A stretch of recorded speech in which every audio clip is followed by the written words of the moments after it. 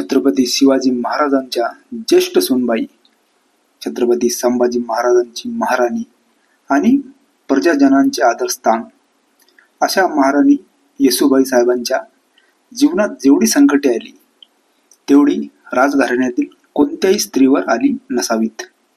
एवढे सर्व राजवैभव असूनही आयुष्यात दुर्दैव त्यांच्या पाठीशी लागले आणि सुमारे 30 वर्ष मराठ्यांच्या या महाराणीला शत्रूच्या बंदिवासात जीवन कंठावे लागले.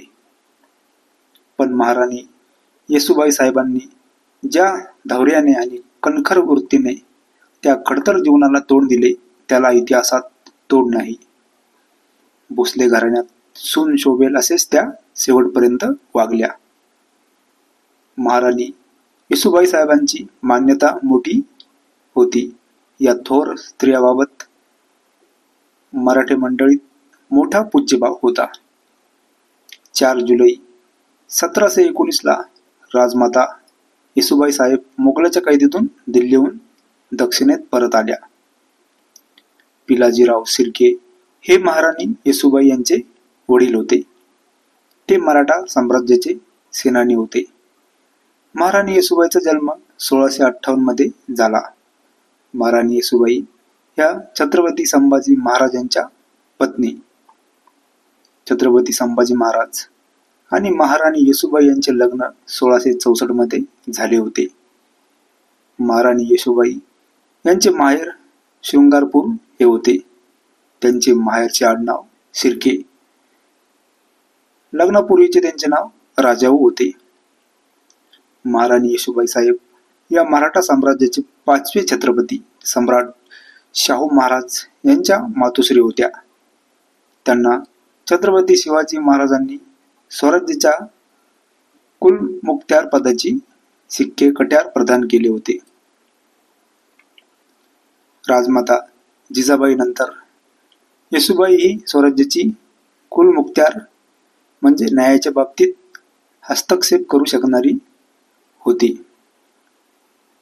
औरंगजेबाने संभाजी महाराजांचा छळ करून त्यांची हत्या केल्यानंतर महाराणी येसूबाईने राजाराम महाराजांना स्वराज्याचे पुढचे छत्रपती म्हणून घोषित केले.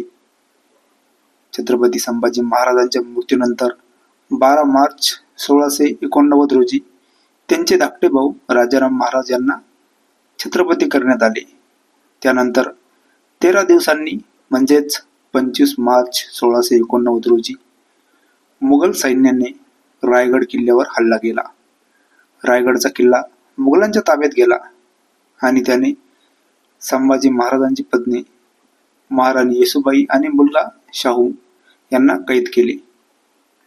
स्वराज्याचे वारसदार राजाराम महाराज यांच्या जीवाला धोका नको म्हणून महाराणी येसूबाई स्वतः आणि छत्रपती संभाजी महाराजांचे पुत्र शाहू महाराज हे देखील मोगलांच्या कैदेत गेले.